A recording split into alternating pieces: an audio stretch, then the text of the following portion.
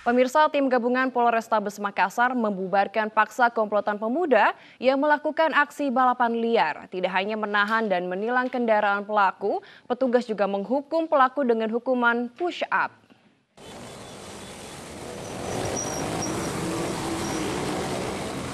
Sejumlah pemuda pelaku balap liar di Jalan Bawah Karaeng, Kota Makassar, Sulawesi Selatan terjatuh karena panik menghindari razia petugas Polrestabes Makassar. Polisi kemudian mengejar pemuda lainnya yang kabur dengan motor. Dalam razia ini, polisi menangkap 7 pemuda pelaku balapan liar dan mengamankan 3 unit sepeda motor.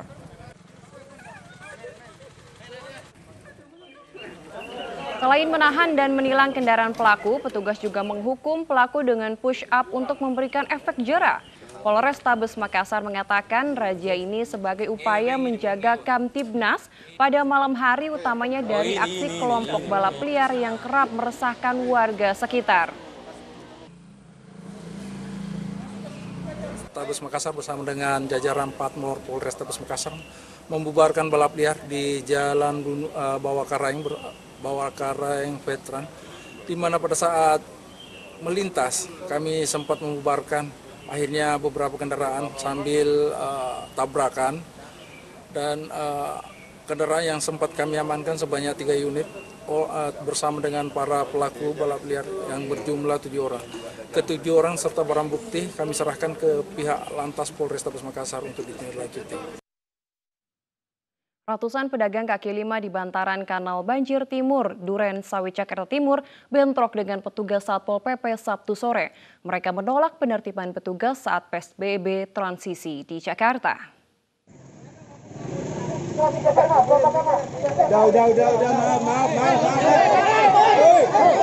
Aksi saling dorong terjadi antara pedagang dan petugas Satpol PP saat penertiban PKL dalam rangka PSBB. Saling dorong ini akhirnya berujung pada aksi pukul. Seorang petugas Satpol PP dipukul seorang pedagang. Para pedagang di bantaran Kanal Banjir Timur ini menolak ditertibkan karena merasa sudah mengikuti protokol kesehatan yang berlaku. Mereka tetap ingin berdagang untuk mendapatkan penghasilan.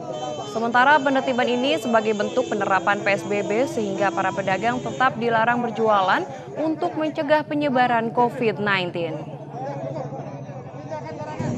Sudah kami diadakan pelarangan beberapa minggu yang lalu, dan sekarang juga karena ada perpanjangan kita juga melakukan perpanjangan.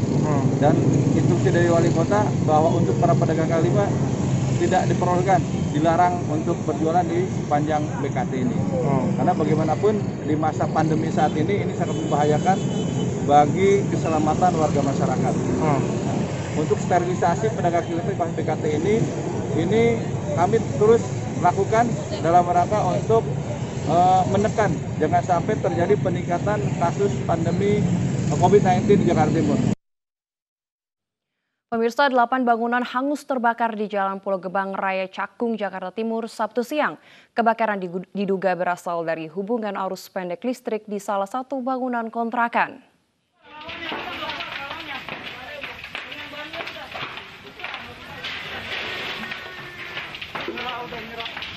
Bangunan yang terdiri dari 6 kontrakan dan 2 rumah utama hangus terbakar.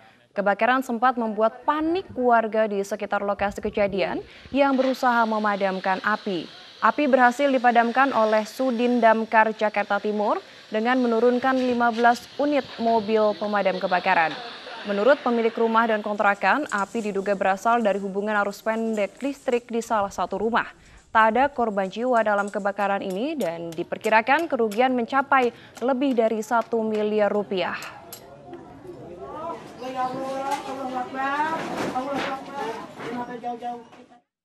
Bocah 5 tahun ditemukan tewas dalam toren dan dimakamkan di tempat pemakaman umum Kampung Babakan Stasiun Cicalengka, Jawa Barat.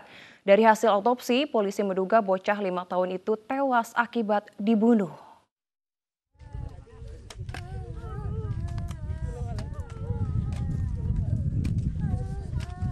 Tangis haru mewarnai pemakaman bocah 5 tahun yang ditemukan tewas di dalam toren tempat penampungan air di Kampung Babakan Stasiun Cicalengka, Kabupaten Bandung, Jawa Barat.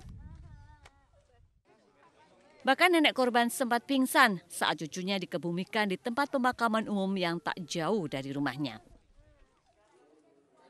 Sebelumnya, bocah bernama Aulia ditemukan tak bernyawa di dalam sebuah toren air yang terletak di lantai 3 rumah korban.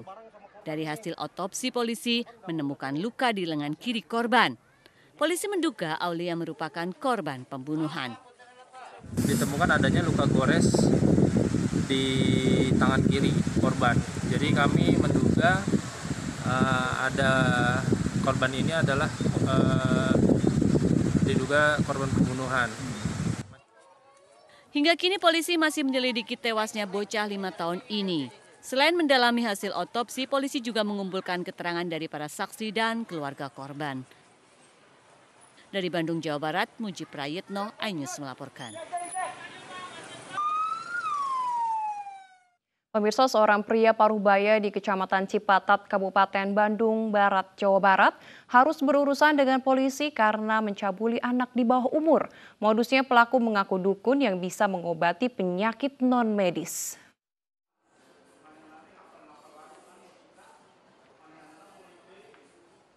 Seorang pria Parubaya di kawasan Cipatat, Kabupaten Bandung Barat, Jawa Barat, tega mencabuli anak di bawah umur. Kasus pencabulan ini terungkap setelah korban mengadu kepada orang tuanya. Dari hasil pemeriksaan, pelaku mengaku sebagai seorang dukun yang sebelumnya dipercaya oleh keluarga korban mampu mengobati penyakit. Polisi menyita barang bukti pakaian korban dan seperangkat alat dukun yang ditanam di bawah tanah di sekitar rumah korban. Modusnya itu mereka seolah ahli dalam bidang pengobatan gaib, karena mereka percaya dengan hasil pembicaraan itu dan sudah mengenal dengan keluarganya, yaitu saudara Supriyatna sudah lama, sehingga dengan cara-cara itu mereka percaya yang akhirnya mungkin tidak duga mereka akan melakukan seperti itu. Polisi masih menyelidiki tindak pencabulan yang dilakukan oleh pelaku untuk mencari korban yang lain. Dari Kabupaten Bandung Barat, Jawa Barat, Yuwono, iNews melaporkan. Pemirsa, 2 kapal asing yang tengah menangkap ikan secara ilegal di perairan Natuna ditangkap. 10 anak buah kapal berkebangsaan Vietnam ditangkap dan diperiksa di pangkalan TNI Angkatan Laut Ranai.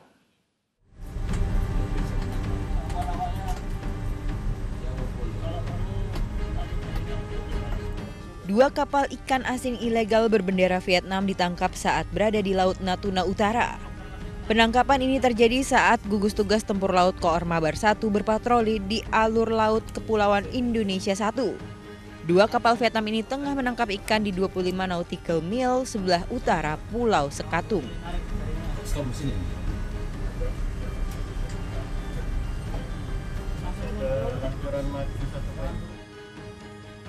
10 anak buah kapal berkewarganegaraan Vietnam ditangkap dan dibawa ke pangkalan TNI Angkatan Laut Ranai dengan KRI Yosudarso 353. Seluruh ABK kapal jalani protokol kesehatan COVID-19 sebelum diperiksa.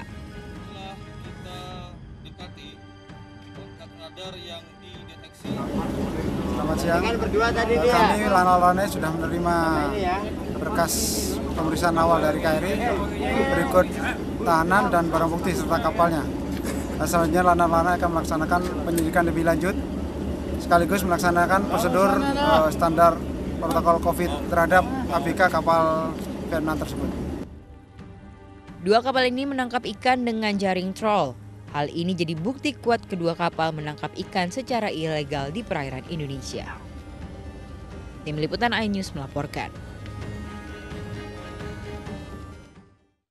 Jenazah ABK kapal Luhuang Yuan Yu-118 tiba di kampung halamannya di pesisir barat Lampung dan langsung dikebumikan di tempat pemakaman umum.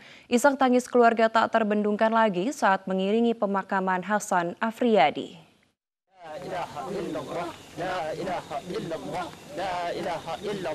Jenazah Hasan Afriyadi, ABK kapal Luhuang Yuan Yu 118 yang diduga dianiaya hingga tewas dan jasadnya disimpan di lemari pendingin ikan, tiba di kampung halamannya di Pekon Rawas, Kabupaten Pesisir Barat, Lampung dan langsung dimakamkan di TPU Rawas pada Jumat malam. Suasana haru dan isak tangis keluarga mengiringi pemakaman Hasan.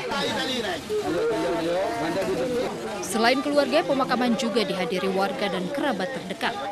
Almarhum dikenal sebagai sosok yang baik dan santun semasa hidupnya.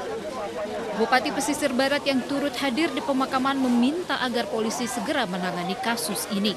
Tersangka semua sudah jelas kan tadi, jelas sudah beberapa orang yang tahan, karena bukan indikasi pidana, bukan indikasi pidana.